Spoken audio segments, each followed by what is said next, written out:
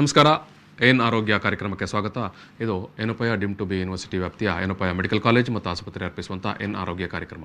ಈ ದಿವಸ ನಾವು ಗರ್ಭಿಣಿಯರ ಆರೋಗ್ಯ ಮತ್ತು ಗರ್ಭಿಣಿಯರು ವಹಿಸಿಕೊಳ್ಳಬೇಕಾದ ಮುನ್ನೆಚ್ಚರಿಕೆ ಬಗ್ಗೆ ಇವತ್ತು ಮಾತಾಡಲಿಕ್ಕಿದ್ದೇವೆ. ಈ ಸಂದರ್ಭದಲ್ಲಿ ನಿಮ್ಮ ಜೊತೆಗೆ ಡಾಕ್ಟರ್ ಮೋಹನ್ ಭಟ್ ಅವರಿದ್ದಾರೆ. ಡಾಕ್ಟರ್ ಮೋಹನ್ ಭಟ್ ಅವರನ್ನು ನಾನು ಪ್ರೀತಿಯಿಂದ ಈ ಒಂದು ಕಾರ್ಯಕ್ರಮಕ್ಕೆ ಸ್ವಾಗತ ಮಾಡ್ತಾ ಇದ್ದೇನೆ. ಡಾಕ್ಟರ್ ನಮಸ್ಕಾರ. ಡಾಕ್ಟರ್ ಮೋಹನ್ ಭಟ್ ಅವರು ಅಸಿಸ್ಟೆಂಟ್ ಪ್ರೊಫೆಸರ್ ಗೈನಕಾಲಜಿ, ಅಂದರೆ ಪ್ರಸೂತಿ ಮತ್ತು ಸ್ತ್ರೀರೋಗ ತಜ್ಞರು, ಎನೋಪಯ ಆಸ್ಪತ್ರೆಯಲ್ಲಿ ಸುದೀರ್ಘ ಕಾಲದಿಂದ ಮತ್ತು ತನ್ನ ದೀರ್ಘ ಅನುಭವದ ಹಿನ್ನೆಲೆಯಲ್ಲಿ ಅವರು ಇವತ್ತು ಗರ್ಭಿಣಿಯರು ತನ್ನ ಗರ್ಭಾವಸ್ಥೆಯ ಸಂದರ್ಭದಲ್ಲಿ ಮತ್ತು ನಂತರದ ದಿನಗಳಲ್ಲಿ ಯಾವ ರೀತಿಯ ಅವರು ಎಚ್ಚರಿಕೆಗಳನ್ನು, ಮುನ್ನೆಚ್ಚರಿಕೆಯನ್ನು ತಮ್ಮ ಆರೋಗ್ಯದ ಬಗ್ಗೆ ಮತ್ತು ಸಾಮಾನ್ಯವಾಗಿ ಗರ್ಭಿಣಿಯರಿಗೆ ಈ ಒಂದು ಗರ್ಭಾವಸ್ಥೆ ಸಂದರ್ಭದಲ್ಲಿ ಕಾಡುವಂಥ ಸಮಸ್ಯೆಗಳು ಏನಿರ್ಬೋದು, ಅದು ಅಧಿಕ ರಕ್ತದ ಒತ್ತಡ ಅಥವಾ ಅನಿಮಿಯಾ, ಅಂದರೆ ನಾವು ರಕ್ತಹೀನತೆ ಅಂತ ಹೇಳ್ತೇವೆ, ಮಧುಮೇಹ, ಡಯಾಬಿಟಿಸ್, ಈ ಹಿನ್ನೆಲೆಯಲ್ಲಿ ಇವತ್ತು ನಾವು ಗರ್ಭಿಣಿಯರ ಆರೋಗ್ಯ ರಕ್ಷಣೆಯ ಬಗ್ಗೆ ಮಾತಾಡ್ತೇವೆ. ಈ ಸಂದರ್ಭದಲ್ಲಿ ಡಾಕ್ಟರ್ ಮೋಹನ್ ಭಟ್ ಅವರು ಎಲ್ಲ ವಿಚಾರವಾಗಿ ಅನೇಕ ಕಾಳಜಿ ವಹಿಸಬೇಕಾದ ವಿಚಾರಗಳನ್ನು ನಮ್ಮ ಜೊತೆಗೆ ಹಂಚಿಕೊಳ್ಳಿಕ್ಕಿದ್ದಾರೆ. ಡಾಕ್ಟ್ರೆ, ನಾನು ಮೊದಲಾಗಿ ನಿಮ್ಮ ಹತ್ರ ಕೇಳುವಂಥದ್ದು, ಈ ಒಂದು ಗರ್ಭಿಣಿಯರು ಅಂದರೆ ಯಾವ ಅವಧಿಯಲ್ಲಿ ಅವರು ವೈದ್ಯರನ್ನು ಕನ್ಸಲ್ಟ್ ಆಗಬೇಕು, ಭೇಟಿ ಮಾಡಬೇಕು, ಅಥವಾ ಆಸ್ಪತ್ರೆಗೆ ಬಂದು ಭೇಟಿ ಮಾಡಬೇಕು?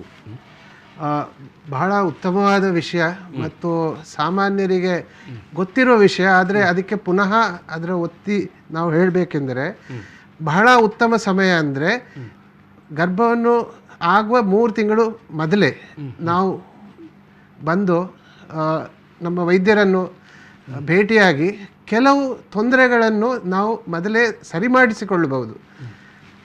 ಮೊದಲೆಂದರೆ ಸಾಮಾನ್ಯವಾಗಿ ನಾವು ಗರ್ಭಾವಸ್ಥೆಯಲ್ಲಿ ಕಾಣುವ 3 ದೊಡ್ಡ ನಮಗೆ ಭಯ ಕೊಡುವ ಅಥವಾ ಕಾಂಪ್ಲಿಕೇಶನ್ ಕೊಡುವಂಥ ವಿಷಯವೆಂದರೆ ಶುಗರ್ ಅಥವಾ ಡಯಾಬಿಟೀಸ್ ಇನ್ ಪ್ರೆಗ್ನೆನ್ಸಿ, ಹೆಚ್ಚು ರಕ್ತದ ಒತ್ತಡ ಅಂದರೆ ಬ್ಲಡ್ ಪ್ರೆಷರ್ ಇನ್ ಪ್ರೆಗ್ನೆನ್ಸಿ, ಮತ್ತು 3ನೇ ವಿಷಯ ಅಂದರೆ ನೆತ್ತರು ಅಥವಾ ರಕ್ತಹೀನತೆ, ಎನಿಮಿಯಾ ಇನ್ ಪ್ರೆಗ್ನೆನ್ಸಿ.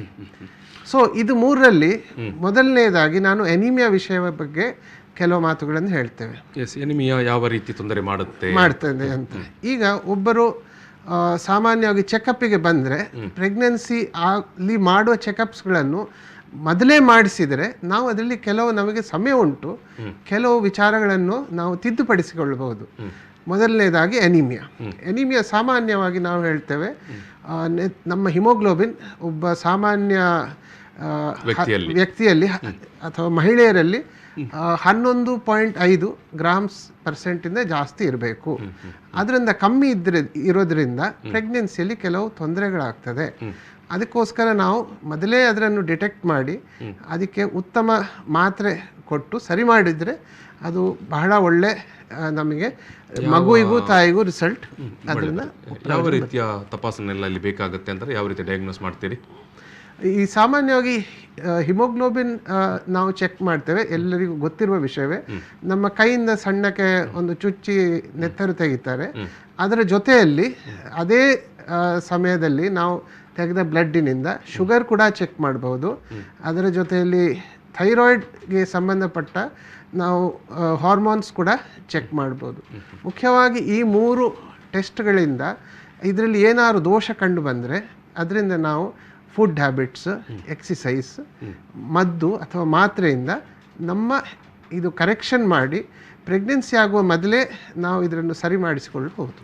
ಈಗ ಮೊದಲನೇದಾಗಿ ತಾಯಿಗೆ ಏನೇನು ತೊಂದರೆ ಬರ್ತದೆ. ತಾಯಿಗೆ ನೆತ್ತರು ಕಮ್ಮಿ ಆದ ತಕ್ಷಣ ಉಸಿರಾಡೋದು, ಅದು ಅವರಿಗೆ ಸ್ವಲ್ಪ ಕೆಲಸ ಮಾಡಿದರೆ ಅವರಿಗೆ ವೀಕ್ನೆಸ್ ಬರೋದು, ಅಥವಾ ನಿತ್ಯ ಕೆಲಸ ಅದರಲ್ಲಿ ಅವರಿಗೆ ಕಷ್ಟವಾಗೋದು, ಮೈಕೈ ನೋವು ಬರೋದು, ಇದು ಪ್ರೆಗ್ನೆನ್ಸಿಯ ಎಷ್ಟು ಮುಂದೆ ಹೋಗ್ತದೆ ಇದು ಹೆಚ್ಚೆಚ್ಚು ಹಾಕಿಕೊಂಡು ಹೋಗ್ತದೆ. ಆಮೇಲೆ ಹೆರಿಗೆ ಆಗೋ ಸಮಯದಲ್ಲಿ ಅವರಿಗೆ ಬ್ಲೀಡಿಂಗ್ ಜಾಸ್ತಿ ಆಗೋ ರಿಸ್ಕ್ ಬರ್ತದೆ. ಅದಾದ ನಂತರ ಹೆರಿಗೆ ಆದ ನಂತರ ಕೂಡ ಅವರಿಗೆ ಇನ್ಫೆಕ್ಷನ್ ಆಗುವ ರಿಸ್ಕ್ ಜಾಸ್ತಿ ಇರ್ತದೆ, ಜ್ವರ ಬರೋದು. ಇದೆಲ್ಲ ಸೇರಿ ಎಷ್ಟೋ ಮಂದಿ ಇದರಿಂದ ಲೇಡೀಸ್ ಹೆರಿಗೆ ಆದ ನಂತರ ಬ್ಲೀಡಿಂಗ್ ಜಾಸ್ತಿಯಾಗಿ ಅವರಿಗೆ ಮರಣವಾಗುತ್ತದೆ. ಇದನ್ನು ನಾವು ಇಂಗ್ಲಿಷಲ್ಲಿ ಮೆಟರ್ನಲ್ ಮಾರ್ಟಾಲಿಟಿ ಅಂತ ಹೇಳ್ತಾರೆ. ಈ ಎಲ್ಲ ನಮ್ಮ ಅಂದ್ರೆ ಸ್ವಲ್ಪ ನೆಗ್ಲೆಕ್ಟ್ ಮಾಡಿದರೆ ಸ್ವಲ್ಪ ಅದು ಅಪಾಯವನ್ನು ಕೂಡ ತಂದು ಬಹಳ ಅಪಾಯಕಾರಿ. ಅದು ನಾವು ಹೇಳಲಿಕ್ಕೆ ಅಥವಾ ನೋಡ್ಲಿಕ್ಕೆ ಇಷ್ಟು ಚಿಕ್ಕ ವಿಷಯ ಅಂತ ಕಾಣಿಸ್ತದೆ, ಆದರೆ ಅಷ್ಟು ಸುಲಭವಾಗಿ ಅದರ ಟ್ರೀಟ್ಮೆಂಟ್ ಕೂಡ ಇದೆ. ಆದರೆ ನಿಗ್ಲೆಕ್ಟ್ ಮಾಡೋದ್ರಿಂದ ಅಷ್ಟು ಅಪಾಯಕಾರಿ. ಏನು ಟ್ರೀಟ್ಮೆಂಟ್ ಅಂತ ಹೇಳಿದ್ರೆ ಏನು ಮಾಡಬೇಕು ಅವರು, ಏನು ನೀವು ಪರಿಹಾರ ಸೂಚಿಸ್ತೀರಿ? ಟ್ರೀಟ್ಮೆಂಟ್ ಮುಖ್ಯವಾಗಿ 2 ವಿಷಯ. ಮೊದಲನೇದಾಗಿ ಆಹಾರವನ್ನು ಸರಿಯಾಗಿ ತಗೊಳ್ಳುವ ವಿಷಯದಲ್ಲಿ, ಆಮೇಲೆ ನಮಗೆ ಫ್ರೆಶ್ ವೆಜಿಟೇಬಲ್ಸ್, ಫ್ರೆಶ್ ಫ್ರೂಟ್ಸ್, ಅದರಲ್ಲಿಯೂ ಸಾಮಾನ್ಯವಾಗಿ ಸಾಧಾರಣ ಹಾಲು ಮತ್ತು ನೆಲಕಡಲೆ, ಇದು 2ರಲ್ಲಿ ವೆಜಿಟೇರಿಯನ್ ಸೋರ್ಸಸ್ ಆಫ್ ಪ್ರೋಟೀನ್ಸ್ ಜಾಸ್ತಿ ಇರ್ತದೆ. ನಾನ್ ವೆಜಿಟೇರಿಯನ್ಸ್ ಅವರಿಗೆ ನಾವು ಕನಿಷ್ಠ 2 ಅಥವಾ ದಿವಸಕ್ಕೆ 3 ಎಗ್ ಸಾಧ್ಯವಾದಲ್ಲಿ ತೆಕ್ಕೊಂಡ್ರಲ್ಲಿ ಅವರಿಗೆ ಬಹಳ ಉತ್ತಮ. ಮತ್ತು ಆದಷ್ಟು ಫ್ಯಾಟ್ಸ್ ಕಡಿಮೆ ಮಾಡಬೇಕು. ನಾವು ಸ್ಯಾಚುರೇಟೆಡ್ ಫ್ಯಾಟ್ಸ್ ಅಂಥೇಳಿ ಈ ಚೀಸ್ ಅಥವಾ ಈ ಥರ ನಾವು ಎಣ್ಣೆ ತಿಂಡಿಗಳು ಅದನ್ನು ನಾವು ಕಮ್ಮಿ ಮಾಡಬೇಕು. ಮತ್ತು ಫ್ರೆಶ್ ವೆಜಿಟೇಬಲ್ಸ್, ನಾವು ಸೊಪ್ಪು ತರಕಾರಿ ಅಂತ ಹೇಳ್ತೇವೆ.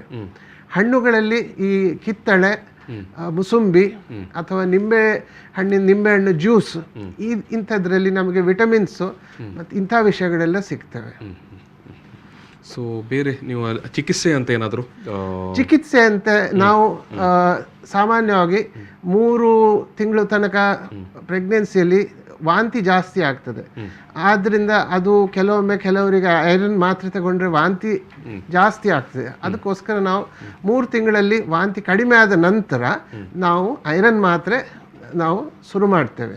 ಸಾಮಾನ್ಯವಾಗಿ ಹಿಮೋಗ್ಲೋಬಿನ್ ಒಂದು ಸಾಧಾರಣ ನಾರ್ಮಲ್ 11 ಬೇಕಾಗುವಲ್ಲಿ ಯಾರಿಗೆ ಕನಿಷ್ಠ 8ರ ತನಕ ಇರ್ತದೋ ಅವರಿಗೆ ನಾವು ಮಾತ್ರೆ ಕೊಟ್ಟು ಸಾಧಾರಣ 9 ತಿಂಗಳು ಆಗೋ ತನಕ ಹಿಮೋಗ್ಲೋಬಿನ್ ಹೆಚ್ಚು ಮಾಡಲಿಕ್ಕೆ ನಮಗೆ ಸಾಕಷ್ಟು ಸಮಯ ಇದೆ. ಯಾಕೆಂದರೆ ನಾವು ಮಾತ್ರೆ ತಗೊಂಡಾಗ ತಿಂಗಳಿಗೆ ಸಾಧಾರಣ 2 ಗ್ರಾಮ್ ಅಥವಾ 3 ಗ್ರಾಮ್ ಅಷ್ಟು, ಅಂದರೆ ಸ್ಲೋ ಆಗಿ ಅದು ಹೆಚ್ಚು ಆಗೋದು. ಈಗ ಸಾಮಾನ್ಯವಾಗಿ ಬೇಗ ಬರಲಿಲ್ಲ, ಕೊನೆಗೆ 1 ತಿಂಗಳು ಅಥವಾ 2 ತಿಂಗಳು ಉಳಿದಿದೆ ಅಷ್ಟೇ, ನಮಗೆ ಹಿಮೋಗ್ಲೋಬಿನ್ ತುಂಬ ಕಡಿಮೆ ಉಂಟು, ಅದನ್ನು ಹೆಚ್ಚು ಮಾಡುವಷ್ಟು ಸಮಯ ಇಲ್ಲ ಮಾತ್ರೆ ತಗೊಂಡು, ಆ ಸಂದರ್ಭದಲ್ಲಿ ನಮಗೆ ಬ್ಲಡ್ ಕೊಡಬೇಕಾಗ್ತದೆ. ಸೊ ಹಿಮೋಗ್ಲೋಬಿನ್ ಹೆಚ್ಚು ಮಾಡುವ ಇದು 2 ಸಾಮಾನ್ಯವಾದ ವಿಧಗಳು. ಇನ್ನೊಂದು ಏನಂದರೆ ನಾವು ಐರನ್ ಇಂಜೆಕ್ಷನ್ ಕೊಡಬಹುದು. ಯಾರಿಗೆ ಮಾತ್ರೆ ತಗೊಂಡ್ರೆ ಅವರಿಗೆ ವಾಂತಿ ನಿಲ್ಲೋದಿಲ್ಲ, ವಾಂತಿ ಜಾಸ್ತಿ ಆಗ್ತದೆ, ಇನ್ನು ಕೆಲವರಿಗೆ ಮಾತ್ರೆ ಸೂಟ್ ಆಗೋದಿಲ್ಲ, ಅಂಥವರಿಗೆ ನಾವು ಐರನ್ ಇಂಜೆಕ್ಷನ್ ಕೊಡ್ಲಿಕ್ಕೆ ಆಗ್ತದೆ. ಅದರಲ್ಲಿಯೂ ಮಾತ್ರೆ ತಿಂದಷ್ಟು ಅದರ ಪ್ರಭಾವ ಉಂಟು, ಆದರೆ ಅದಕ್ಕೆ ಸ್ವಲ್ಪ ಸಮಯ ಬೇಕಾಗ್ತದೆ. ಸೊ ಸಮಯ ಇರುವ ಅಂಥ ಸಂದರ್ಭದಲ್ಲಿ ನಾವು ಮಾತ್ರೆ ಅಥವಾ ಇಂಜೆಕ್ಷನ್ ಕೊಡ್ಬೋದು. ಅಂದರೆ ಡಾಕ್ಟರ್ ನೀವು ಹೇಳೋದು ಒಟ್ಟು ಆ ಸೂಕ್ತ ಟೈಮಲ್ಲಿ ವೈದ್ಯರನ್ನು ನಿಮ್ಮನ್ನು ಏನು ಗರ್ಭಿಣಿ ಆಗುವಂಥ ಸ್ತ್ರೀ ಭೇಟಿಯಾಗಿದ್ದರೆ ಅವರಿಗೆ ಎಲ್ಲ ರೀತಿಯ ಒಂದು ಪರಿಹಾರವನ್ನು ಕಂಡುಕೊಳ್ಳಿಕ್ಕೆ ಸಾಧ್ಯ ಆಗುತ್ತೆ ಅಂತ. ಹೌದು, ನಾವು ಅನಿಮಿಯದ ವಿಚಾರದಲ್ಲಿ ನಾನು ಕೇಳುವಂಥದ್ದು. ಹೌದು, ಸಾಮಾನ್ಯವಾಗಿ ನಾವು ಎಲ್ಲರಿಗೂ ಹೇಳೋದು prevention is better then cure ಅಂತ. ಸೊ ಇದು ಪ್ರಾಕ್ಟೀಸ್ ಮಾಡಲಿಕ್ಕೆ ಇದೊಂದು ಮಾತನ್ನು, ಈ ಒಂದು ಗಾದೆಯನ್ನು, ಅದು ಬಹಳ ಒಂದು ಉತ್ತಮವಾದ ಅವಕಾಶ ಇದು. 2ನೇ ವಿಷಯ, ಈಗ ನಾವೆಲ್ಲ ಕಡೆ ಕೇಳಿದ್ದೇವೆ ನಮ್ಮ ಹೆಲ್ತಿಗೆ ಎಲ್ಲರೂ ಓವರ್ ವೆಯ್ಟ್ ಅಂತ. ಸೊ ಓವರ್ ವೆಯ್ಟ್ ಆದ್ರಿಂದ ಪ್ರೆಗ್ನೆನ್ಸಿಯಲ್ಲಿ ತುಂಬ ತೊಂದರೆ ಬರ್ತದೆ. ಸೊ ಇದಕ್ಕೆ ಈ ವಿಷಯ ಕೂಡ ನಾವು 3 ತಿಂಗಳು ನಾವು ಕಡಿಮೆಯಲ್ಲಿ 3 ತಿಂಗಳು ಟೈಮ್ ಸಿಕ್ಕಿದರೆ ನಾವು ಪೇಷಂಟಿನ ವೆಯ್ಟ್ ಎಷ್ಟು ಅಂತ ಚೆಕ್ ಮಾಡಿ ಕರೆಕ್ಟ್ ಫುಡ್ ಹ್ಯಾಬಿಟ್ಸನ್ನು ಹೇಳಿ, ಕರೆಕ್ಟ್ ಆ್ಯಕ್ಟಿವಿಟಿ, ಫಿಸಿಕಲ್ ಆ್ಯಕ್ಟಿವಿಟಿ ಅಥವಾ ಎಕ್ಸಸೈಸಸ್ ಹೇಳಿ, ಇದರಿಂದ 3 ತಿಂಗಳಲ್ಲಿ ಅವರ ವೆಯ್ಟ್ ಆದಷ್ಟು ಕಡಿಮೆ ಡೌನ್ ಮಾಡಿ, ಸಾಮಾನ್ಯವಾಗಿ ನಾವು ಹೇಳ್ತೇವೆ don't lose more than 1 or 2 kgs A month ಅಂತ. ಅಷ್ಟು ಕಡಿಮೆ ಆದರೂ ಕೂಡ ಅದು ಬಹಳ ಪ್ರಯೋಜನಕಾರಿ. ಈವನ್ ಎವ್ರಿ 1 ಕಿಲೋ ಕಡಿಮೆ ಆದ್ರಿಂದ ಅಷ್ಟೇ ಅವರಿಗೆ ರಿಸ್ಕ್ ಕಡಿಮೆ ಆಗ್ತದೆ. ರಿಸ್ಕ್ ಏನು ಅಂತ ನಾವು ಕೇಳಿದರೆ ಸಾಮಾನ್ಯವಾಗಿ ಶುಗರ್ನ ರಿಸ್ಕ್. ಡಾಕ್ಟರ್, ಈಗ ಏನು ಮಧುಮೇಹ ಅಂದರೆ ಏನು ನಾವು ಶುಗರ್ ಅಂತ ಹೇಳ್ತೇವೆ ಅಥವಾ ಡಯಾಬಿಟಿಸ್, ಇದು ಯಾವ ರೀತಿಯ ತೊಂದರೆ ಸಮಸ್ಯೆಯನ್ನು ಕಾಡುತ್ತೆ ಅಥವಾ ಮಾಡುತ್ತೆ ಅಂತ ಗರ್ಭಿಣಿಯರಿಗೆ? ಬಹಳ ಉತ್ತಮವಾದ ವಿಷಯ. ಶುಗರ್ ಅಥವಾ ಡಯಾಬಿಟೀಸ್ ಈ ಒಂದು ತೊಂದರೆ ನಮ್ಮ ಪ್ರೆಗ್ನೆನ್ಸಿಲಿ ಕಾಣೋದು. ಇದು ಸಾಮಾನ್ಯವಾಗಿ 40 ವರ್ಷ ಪ್ರಾಯದಿಂದ ಜಾಸ್ತಿ ಆದವರಲ್ಲಿ ಕಾಣುವಂಥ ಒಂದು ಕಾಯಿಲೆ, ಅದಕ್ಕೆ ಸಂಬಂಧಪಟ್ಟದ್ದೇ. ಆದರೆ ಸ್ವಲ್ಪ ಪ್ರೆಗ್ನೆನ್ಸಿಲಿ ಆಗೋದು ಅದು ಬೇರೆ ಥರ. ಬೇರೆ ಏನು ಅಂದರೆ ಇದರಲ್ಲಿ ತಾಯಿ ಮತ್ತು ಮಗುವಿಗೆ ಇಬ್ಬರಿಗೂ ಇದರಿಂದ ತೊಂದರೆ ಆಗಬಹುದು. ಮೊದಲಾಗಿ ನಾವು ಮಗುವಿನ ವಿಷಯ ನಾವು ಹೇಳ್ತೇವೆ. ಪ್ರೆಗ್ನೆನ್ಸಿಯಲ್ಲಿ ಆಗುವ ಮುಂಚೆನೇ ಯಾರಿಗೆ ಶುಗರ್ ಇತ್ತು ಆದರೆ ಗೊತ್ತಾಗಲಿಲ್ಲ, ಯಾಕೆ? ಸಾಮಾನ್ಯವಾಗಿ ಚಿಕ್ಕ ವಯಸ್ಸಿನಲ್ಲಿ ಟೆಸ್ಟ್ ಮಾಡಿಸಲಿಲ್ಲ. ಅಂಥವರಿಗೆ ಪ್ರೆಗ್ನೆನ್ಸಿ ಆಗುವಾಗ, ಪ್ರೆಗ್ನೆನ್ಸಿ ನಾವು ಅದು ಸ್ಟ್ರೆಸ್ ಆಫ್ ಪ್ರೆಗ್ನೆನ್ಸಿ ಅಂತ ಹೇಳ್ತೀವಿ. ಅಂದರೆ ಪ್ರೆಗ್ನೆನ್ಸಿಯಿಂದಾಗಿ ನಮ್ಮ ತಾಯಿಯ ಶರೀರದ ಮೇಲೆ ಹೆಚ್ಚು ಡಿಮಾಂಡ್ ಬರ್ತದೆ, ಅದರಿಂದಾಗಿ ಶುಗರ್ ಹೆಚ್ಚಾಗ್ತದೆ. ಸೊ ಇದು ಯಾರಿಗೆ ಶುಗರ್ ಮೊದಲೇ ಮುಂಚೆ ಇತ್ತು ಅದು ಜಾಸ್ತಿ ಆಗ್ತದೆ, ಕೆಲವರಿಗೆ ಶುಗರ್ ಬರುವ ರಿಸ್ಕ್ ಇತ್ತು, ಅದು ಈಗ ಶುಗರ್ ರೈಸ್ ಆಗಿ ನಾವು ಅದು ಬ್ಲಡ್ ಟೆಸ್ಟಲ್ಲಿ ನಮಗೆ ಕಾಣಿಸಿಕೊಳ್ತದೆ. ಸೊ ಫಸ್ಟ್ ನಾವು ಸಾಧ್ಯವಾದಲ್ಲಿ ಯಾರು ಮೊದಲು ಬರ್ತಾರೆ ಪ್ರೆಗ್ನೆನ್ಸಿ ಆಗುವ ಮೊದಲೇ ಅವರದ್ದು ಶುಗರ್ ಖಂಡಿತವಾಗಿ ಟೆಸ್ಟ್ ಮಾಡಬೇಕು.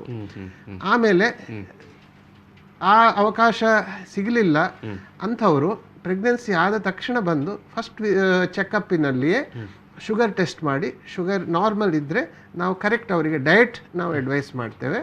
ಮತ್ತು ವಾಕಿಂಗ್ ಸಾಮಾನ್ಯವಾಗಿ ನಾವು ಹೇಳ್ತೇವೆ ಸಂಜೆ ಅಥವಾ ಹಗಲು ಡೇ ಟೈಮಲ್ಲಿ ಒಂದು 45 ಮಿನಿಟ್ಸಿಂದ 1 ತಾಸಿನಷ್ಟು ನಾವು ಸಾಮಾನ್ಯವಾಗಿ ಲೆವೆಲ್ ಗ್ರೌಂಡಲ್ಲಿ ನಾವು ಎಷ್ಟು ನಮ್ಮ ನಡೆಯುವ ಸ್ಪೀಡ್ ಉಂಟು ಅಷ್ಟು ವಾಕಿಂಗ್ ಮಾಡಿದರೆ ಅದು ನಮ್ಮ ಶುಗರ್ ಕಂಟ್ರೋಲ್ ಇಡಲಿಕ್ಕೆ ಬಹಳ ಒಂದು ಉತ್ತಮವಾದ ರೀತಿ.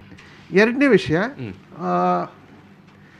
ಮಗುವಿಗೆ ಗ್ರೋತ್ ನಾವು ಹೇಳ್ತೇವೆ ಸಾಮಾನ್ಯವಾಗಿ ಎಷ್ಟು ಗ್ರೋತ್ ಆಗಬೇಕು, ಶುಗರ್ ಇರುವವರಿಗೆ ಮಗುವಿನ ತೂಕ ಹೆರಿಗೆ ಆಗೋ ಸಮಯದಲ್ಲಿ ನಾರ್ಮಲ್ಗಿಂತ ಜಾಸ್ತಿ ಆಗ್ತದೆ. ಅದಕ್ಕಿಂತ ಎಷ್ಟೋ ನಾರ್ಮಲ್ ಆಗಿ ಆಗುವವರಿಗೆ ಸಿಸೇರಿಯನ್ ಬೇಕಾಗ್ತದೆ. ಆ ಮಗು ಕೆಲವೊಮ್ಮೆ ಅವರಿಗೆ ತಾಯಿ ಹೊಟ್ಟೆ ಒಳಗೆ ನಾವು ಮಗು ಒಂದು ನೀರಿನಲ್ಲಿ ತೇಲ್ತಾ ಇರ್ತದೆ, ಅದಕ್ಕೆ ಅಮ್ನಿಯೋಟಿಕ್ ಫ್ಲೂಯಿಡ್ ಅಂತ ಹೇಳ್ತೇವೆ.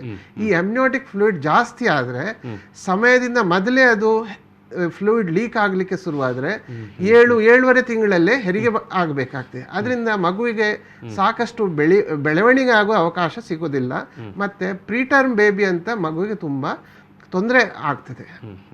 ಆಮೇಲೆ ಹೆರಿಗೆ ಆದ ನಂತರ 9 ತಿಂಗಳ ಆಗಿ ಸಮಯದಲ್ಲಿ ಹೆರಿಗೆ ಆದರೂ ಮಗುವಿನ ತೂಕ ಜಾಸ್ತಿ ಇರುವುದರಿಂದ ಮಗುವಿಗೆ ಶುಗರ್ ಕಂಟ್ರೋಲ್ನ ಪ್ರಾಬ್ಲಮ್ ಬರ್ತದೆ. ಜನ್ಮ ಆದ ತಕ್ಷಣ ಫಸ್ಟ್ 3 ಡೇಸಲ್ಲಿ ಜಾಂಡಿಸ್ ಜಾಸ್ತಿ ಆಗ್ತದೆ.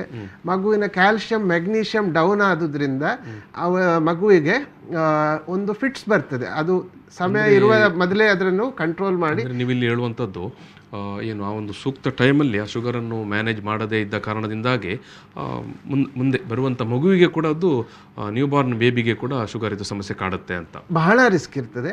ಅದು ಅಷ್ಟೇ ಅಲ್ಲದೆ ಕೆಲವು ಅನ್ಫಾರ್ಚುನೇಟ್ ಕೇಸಸ್ ಅಲ್ಲಿ ಎಲ್ಲ ರಿಪೋರ್ಟ್ಸ್ ನಾರ್ಮಲ್ ಇದ್ರೂ ಕೂಡ ಮಗು ಹೊಟ್ಟೆ ಒಳಗಡೆ ಗರ್ಭದಲ್ಲಿಯೇ ಅದು ಸತ್ತೋಗುವ ಒಂದು ದೊಡ್ಡ ಅಪಾಯ ಇರ್ತದೆ. ಎಷ್ಟೋ ಸರ್ತಿ ಆಗ್ತದೆ, ನಾವು ಏನು ಚೆಕ್ ಮಾಡಲಿಲ್ಲ ಆದರೆ ಮಗು ಚೆನ್ನಾಗಿ ಮೂವ್ಮೆಂಟ್ ಮಾಡ್ತಾ ಇತ್ತು, ಆದರೆ ಇದ್ದಕ್ಕಿದ್ದಂತೆ ಒಂದು ದಿವಸದ ಏನು ಮೂವ್ಮೆಂಟ್ ಕಾಣೋದಿಲ್ಲ. ಸೊ ಚೆಕ್ ಮಾಡಿ ನೋಡುವಾಗ ಮಗಳು ಸ್ಕ್ಯಾನ್ ಮಾಡಿ ನೋಡುವಾಗ ಮಗು ಹಾರ್ಟ್ ಬೀಟ್ ಕಾಣೋದಿಲ್ಲ. ಸೊ ಅದೆಲ್ಲ ಮತ್ತೆ ಚೆಕ್ ಮಾಡುವಾಗ ಅದು ಶುಗರ್ ಅಂತ ಅದು ಹೆಚ್ಚಾದದ್ದು ಅಂತ ಕಂಡು ಬರ್ತದೆ. ಎಸ್, ಈಗ ಜನ್ಮ ಆದ ನಂತರ ಹೆರಿಗೆ ಆದ ನಂತರ ತಾಯಿ ಮತ್ತು ಮಗು ಯಾವ ರೀತಿಯ ಮುನ್ನೆಚ್ಚರಿಕೆ ವಹಿಸಬೇಕು ಅಂತ ಏನಾದರೂ ಉಂಟು ಅದಕ್ಕೆ ಸ್ಪೆಸಿಫಿಕ್ ಆಗಿ? ಖಂಡಿತವಾಗಿಯೂ ಇದೆ. ಈ ಸಾಮಾನ್ಯವಾಗಿ ಈ ತಾಯಿಯವರಿಗೆ ನಾವು ಹೇಳ್ತೇವೆ ಹೆರಿಗೆ ಆಗಿ ಸಾಮಾನ್ಯವಾಗಿ 1 ಅಥವಾ 1.5 ತಿಂಗಳು ಟೈಮ್ ಪ್ರೆಗ್ನೆನ್ಸಿಯಲ್ಲಿ ಆದ ಚೇಂಜಸ್ ಎಲ್ಲ ನಾರ್ಮಲ್ ಬರಲಿಕ್ಕೆ ಅಷ್ಟು ಸಮಯ ಬೇಕಾಗ್ತದೆ.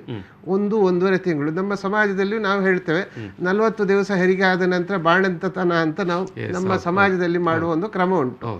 ಸೊ ಅದು ಇದರಿಂದಾಗಿ ಆ ಸಮಯ ಕಳೆದ ನಂತರ ನಮ್ಮ ಸಾಮಾನ್ಯವಾಗಿ ತಾಯಿಯ ಶರೀರ ಎಲ್ಲ ಕೆಲಸ ನಾರ್ಮಲ್ ಆದ ನಂತರ ಪುನಃ ಶುಗರ್ ಚೆಕ್ ಮಾಡಿ ಯಾರಿಗೆ ಅದರಲ್ಲಿ ರಿಸ್ಕ್ ಕಂಡು ಬರ್ತದೆ ಅವರಿಗೆ ಪ್ರಿಕಾಷನ್ ಶುರು ಮಾಡಬೇಕು. ಸಾಮಾನ್ಯವಾಗಿ ಪ್ರೆಗ್ನೆನ್ಸಿಯಲ್ಲಿ ಯಾರಿಗೆ ಶುಗರ್ ಬರ್ತದೆ ಅವರು 40 ವರ್ಷ ಪ್ರಾಯ ಆಗುವಾಗ ಅವರಿಗೆ ಶುಗರ್ ಬರುವ ಸೂಚನೆ ಇದೊಂದು ಕೊಡ್ತದೆ. ಹಾಗೆ ಅವರಿಗೆ ಶುಗರ್ ಬಂದ ನಂತರ ಮಾಡುವ ಪಥ್ಯ ಕಟ್ಟುನಿಟ್ಟು ಅದರನ್ನೆಲ್ಲ ಈಗನೇ ಶುರು ಮಾಡಿದ್ರೆ ಆಚರಿಸಿಕೊಂಡು ಹೋದ್ರೆ ಅವರಿಗೆ ಮುಂದೆ ಶುಗರ್ 40 ವಯಸ್ಸಿನಲ್ಲಿ ಬರೋದು ಅದು ಸಾಮಾನ್ಯವಾಗಿ 60-70 ಅಷ್ಟು ವರ್ಷ ನಾವು ಮುಂದೆ ಹಾಕ್ಬಹುದು, ಮುಂದೆ ಓಡಲಿಕ್ಕೆ ಸಾಧ್ಯ. ಅಷ್ಟು ಸಮಯ ಅವರು ಹೆಲ್ತಿ ಆಗಿ ಇರಬಹುದು ಅವರು. ಈಗ ಡಾಕ್ಟ್ರೆ, ಈಗ ಯಾವುದೇ ಎರಿಡಿಟರಿ ಏನು ಇಲ್ಲದೆ ಈಗ ಸಾಮಾನ್ಯವಾಗಿ ಶುಗರ್ನ ವಿಚಾರಕ್ಕೆ ಬಂದಾಗ ಏನು ಡಯಾಬಿಟಿಸ್ ಬಂದಾಗ ಒಂದು ಕಾರಣ ಎರಿಡಿಟರಿ ಆಗಿ ಕೂಡ ಬರುತ್ತೆ ಅನ್ನುವಂಥದ್ದು ಸಾಮಾನ್ಯವಾಗಿ ಎಲ್ಲರೂ ವೈದ್ಯರುಗಳು ಮಾತಾಡ್ತಾರೆ.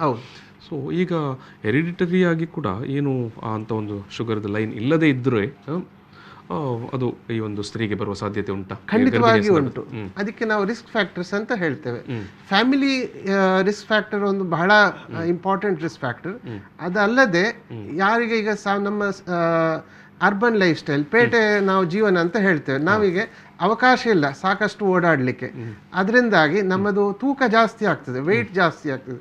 ಸೊ ಓವರ್ ವೆಯ್ಟ್ ಮತ್ತೆ ಲೆಸ್ ಫಿಸಿಕಲ್ ಆಕ್ಟಿವಿಟಿ ಅಂತ ಹೇಳ್ತೇವೆ. ಇವೆರಡು ಖಂಡಿತವಾಗಿಯೂ ದೊಡ್ಡ ರಿಸ್ಕ್ ಫ್ಯಾಕ್ಟರ್. ಮೂರನೇದಾಗಿ ನಮ್ಮ ಊಟ ಮಾಡುವ ಶೈಲಿ. ಸಾಮಾನ್ಯವಾಗಿ ನಾವು ಸಾಂಪ್ರದಾಯಿಕ ನಾವು ಊಟ ಮಾಡುವ ಕ್ರಮಗಳಿಂದ ಸಮಯಕ್ಕೆ ಸರಿಯಾಗಿ ಊಟ ಮಾಡ್ತಿದ್ದೇವೆ, ಅದೀಗ ಚೇಂಜ್ ಆಗಿದೆ.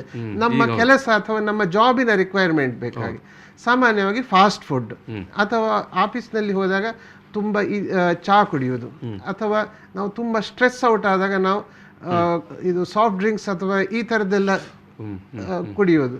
ಸೊ ಇದರಿಂದಾಗಿ ನಮ್ಮ ಫುಡ್ ಹ್ಯಾಬಿಟ್ಸ್ ಇಂದಾಗಿ ನಮ್ಮ ಇದು ಶುಗರ್ ಬರುವ ರಿಸ್ಕ್ ಜಾಸ್ತಿ ಆಗ್ತದೆ. ಇದು ಎಲ್ಲ ರಿಸ್ಕ್ ಸಾಮಾನ್ಯವಾಗಿ ಕಂಟ್ರೋಲ್ ಆಗಿ ಇರ್ತದೆ, ನಮ್ಮ ಬಾಡಿ ಒಂದು ಬ್ಯಾಲೆನ್ಸ್ ಆಗಿ ಇರ್ತದೆ. ಆದರೆ ಪ್ರೆಗ್ನೆನ್ಸಿಯ ಎಕ್ಸ್ಟ್ರಾ ರಿಕ್ವೈರ್ಮೆಂಟ್ಸ್, ಎಕ್ಸ್ಟ್ರಾ ಸ್ಟ್ರೆಸ್ ಅಂತ ನಾವು ಹೇಳ್ತೇವೆ, ಇದೆಲ್ಲ ಆಗುವಾಗ ಆ ಮುಂಚೆ ನಮ್ಮ ಇದ್ದ ಬ್ಯಾಲೆನ್ಸ್ ಅದು ತಪ್ಪಿ ಹೋಗಿ ಅದು ಶುಗರ್ ಲೆವೆಲ್ ಬ್ಲಡ್ಡಲ್ಲಿ ರೇಸ್ ಆಗ್ತದೆ ಪ್ರೆಗ್ನೆನ್ಸಿ. ಎಸ್, ಅಂದರೆ ಪ್ರೆಗ್ನೆನ್ಸಿಗಿಂತ ಮೊದಲು ಶುಗರ್ ಇಲ್ಲದೇ ಇದ್ದರೂ ಕೂಡ ಪ್ರೆಗ್ನೆನ್ಸಿ ಟೈಮಲ್ಲಿ ಒಂದಷ್ಟು ಮುನ್ನೆಚ್ಚರಿಕೆಯನ್ನು ವಹಿಸಲೇಬೇಕು. ಖಂಡಿತ ಬೇಕು. ಅಲ್ಲದೆ ನಾರ್ಮಲ್ ಪೇಷಂಟ್ ಕೂಡ ನಾವು ಪ್ರೆಗ್ನೆನ್ಸಿ ಆಗಿರುವಾಗ ಚೆಕಪ್ಸ್ಗೆ ಬರುವಾಗ ಶುಗರ್ ಚೆಕ್ ಮಾಡೋದು ಅದೊಂದು ಬಹಳ ಇಂಪಾರ್ಟೆಂಟ್ ವಿಷಯ. ನಾವು ಖಂಡಿತ ಮಾಡಿಯೇ ಮಾಡ್ತೇವೆ. ಈಗ ಸಾಮಾನ್ಯವಾಗಿ ಏನು ರಕ್ತದ ಒತ್ತಡ, ಅಧಿಕ ರಕ್ತದ ಒತ್ತಡ, BP ಅಂತ ನಾವು ಸಾಮಾನ್ಯವಾಗಿ ಹೇಳ್ತೇವೆ, ಇದು ಎಲ್ಲ ವಯಸ್ಸಿನಲ್ಲಿ ಎಲ್ಲ ವರ್ಗದ ಜನರನ್ನು ಇವತ್ತು ಕಾಡುವಂಥ ಸಮಸ್ಯೆ. ಗರ್ಭಿಣಿಯರಿಗೆ ಯಾವ ರೀತಿ ಇದು ಸಮಸ್ಯೆಯನ್ನು ತಂದೊಡ್ಡುತ್ತೆ? ಇದು ಬಹಳ ಇಂಪಾರ್ಟೆಂಟ್ ವಿಷಯ. ಗರ್ಭಿಣಿಯಾದಾಗ ಸಾಮಾನ್ಯವಾಗಿ ಬ್ಲಡ್ ಪ್ರೆಷರ್ ಹೆಚ್ಚಾಗುವುದು ನಾವು ಕಂಡುಬರೋದು. ಫಸ್ಟ್ ಇದಕ್ಕೆ ರಿಸ್ಕ್ ಅಂದರೆ ಪ್ರಾಯ, ಏಜ್.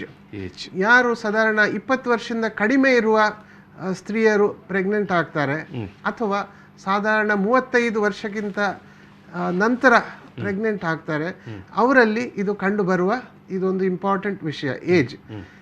ಅದರಲ್ಲಿ ನಾವು ಒಂದು ವಿಷಯ ಹೇಳ್ಬೋದು, ಆದಷ್ಟು ನಾವು ಹೇಳ್ತೇವೆ 18 ವರ್ಷ ಅಥವಾ 20 ವರ್ಷಕ್ಕಿಂತ ಮೊದಲು ಆದಷ್ಟು ನಾವು ಪ್ರೆಗ್ನೆಂಟ್ ಆಗಬಾರ್ದು. ಕೆಲವರಿಗೆ 18 ವರ್ಷ ವಯಸ್ಸಿನಲ್ಲೇ ಮದುವೆ ಮಾಡಿ ಬಿಡ್ತಾರೆ, ಆದರೆ ಅಟ್ಲೀಸ್ಟ್ 2 years, 20 ವರ್ಷ ಆಗೋ ತನಕ, 21 ವರ್ಷ ಆದ ನಂತರ ಪ್ರೆಗ್ನೆನ್ಸಿ ಆದರೆ ಉತ್ತಮ ವಯಸ್ಸು. ಅದೇ ಥರ ಈಗ ನಮ್ಮ ಸಾಮಾಜಿಕ ಶೈಲಿಯಲ್ಲಿ ಈಗ ತುಂಬ ಬದಲಾವಣೆ ಆಗಿದೆ. ಮಹಿಳೆಯರಿಗೆ ತುಂಬ ಏನು ಹೇಳೋದು ಅವಕಾಶ ಎಲ್ಲ ಆಗಿದೆ, ಜಾಬ್ ಎಲ್ಲ ಹೋಗ್ತಾರೆ. ನನಗೆ ಜಾಬಿನಲ್ಲಿ ಇಂಥ ಇಷ್ಟು ಅದರ ಬಗ್ಗೆ ಮಾಡುವುದರಲ್ಲಿ ಮದುವೆ ಆಗೋದು ಅವರು ಪೋಸ್ಟ್ಪೋನ್ ಮಾಡ್ತಾರೆ, ಮುಂದೆ ದೂಡ್ತಾರೆ. ಹಾಗೆ ನ್ಯಾಚುರಲಿ ಪ್ರೆಗ್ನೆನ್ಸಿ ಆಗುವಾಗ ಅವರಿಗೆ ಫಸ್ಟ್ ಟೈಮ್ 30-35 ವರ್ಷದ ನಂತರ ಸಹ ಆಗುವ ತುಂಬ ನಾವು ಕೇಸಸ್ ನೋಡ್ತೇವೆ.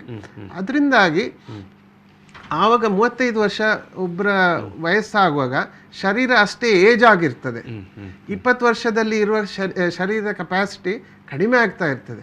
ಅದರಲ್ಲಿ BP ಒಂದು ಲಕ್ಷಣ ಅವಾಗೆ ಕಂಡು ಬರ್ತದೆ. ಸೊ ಎಸ್, ಅವರು ಯಾವೆಲ್ಲ ಮುನ್ನೆಚ್ಚರಿಕೆಯನ್ನು ವಹಿಸಬೇಕು ಅಂತ ಈಗ ಒಂದು ಪ್ರೆಗ್ನೆಂಟ್ ಲೇಡಿಗೆ BP ನೀವು ಹೇಳುವಂಥ ಅಧಿಕ ರಕ್ತದ ಒತ್ತಡದ ಸಮಸ್ಯೆ ಇರುತ್ತೆ, ಏನು ಮಾಡಬೇಕು, ಯಾವ ರೀತಿ ಮ್ಯಾನೇಜ್ ಮಾಡಬೇಕು?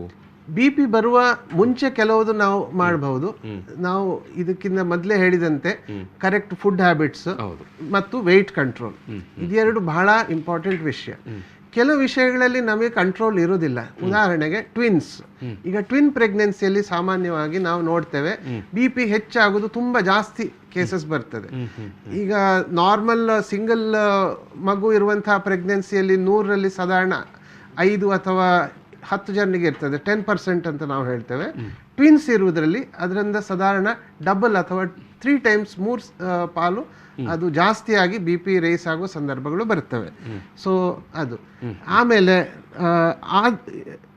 ರೆಗ್ಯುಲರ್ ಆಗಿ ಚೆಕಪ್ಸಿಗೆ ಬರೋದು. ಚೆಕಪ್ಸಿಗೆ ಬಂದರೆ ಎಂಥ ಅಡ್ವಾಂಟೇಜ್ ಆಗ್ತದೆ ಅಂದರೆ, ನಾವು ಟೈಮ್ಲಿ ಸಮಯ ಇರುವಾಗ BP ತಾಯಿಗೆ ಹೆಚ್ಚಾದರೆ ಅದರಿಂದ ಏನು ತೊಂದರೆ ಆಗ್ತದೆ ಅಂತ. ಫಸ್ಟಿಗೆ ಮಗುವಿನ ವಿಷಯ. ಮಗುವಿಗೆ ಬೆಳವಣಿಗೆ ಕಡಿಮೆ ಆಗ್ತದೆ, ಸ್ಲೋ ಆಗ್ತದೆ. ಮಗುವಿಗೆ ಬಿ ಪಿ ಹೆಚ್ಚಾಗೋದ್ರಿಂದ ಸಾಕಷ್ಟು ಅದು ಪೌಷ್ಟಿಕತೆ ಆಹಾರ ಅದು ಸಿಗೋದಿಲ್ಲ. ಅದರಿಂದಾಗಿ ಮಗುವಿನ ವೆಯ್ಟ್ ಕಡಿಮೆ ಬರ್ತದೆ. ಮಗು ನಾವು ಹೇಳ್ತೇವೆ ಒಂದು ತಾಯಿಯ ಹೊಟ್ಟೆ ಒಳಗಡೆ ಒಂದು ನೀರಿನ ಇದರಲ್ಲಿ ತೇಲಿಕೊಂಡಿರ್ತದೆ, ಅದಕ್ಕೆ ಎಮ್ನಿಯಾಟಿಕ್ ಫ್ಲೂಯಿಡ್ ಕಡಿಮೆ ಆಗೋದ್ರಿಂದ ಮಗುವಿನ ಬೆಳವಣಿಗೆ ಸಾಕಷ್ಟು ಸರಿಯಾಗೋದಿಲ್ಲ, ವೆಯ್ಟ್ ಕಡಿಮೆ ಆಗ್ತದೆ. ಮಗು ಸಮಯಕ್ಕಿಂತ ಮೊದಲೇ 7-7.5 ತಿಂಗಳಲ್ಲೇ ಹೆರಿಗೆ ಆಗ್ತದೆ, ಪ್ರೀಟರ್ಮ್ ಡೆಲಿವರಿ ಅಂತ ಹೇಳ್ತೇವೆ.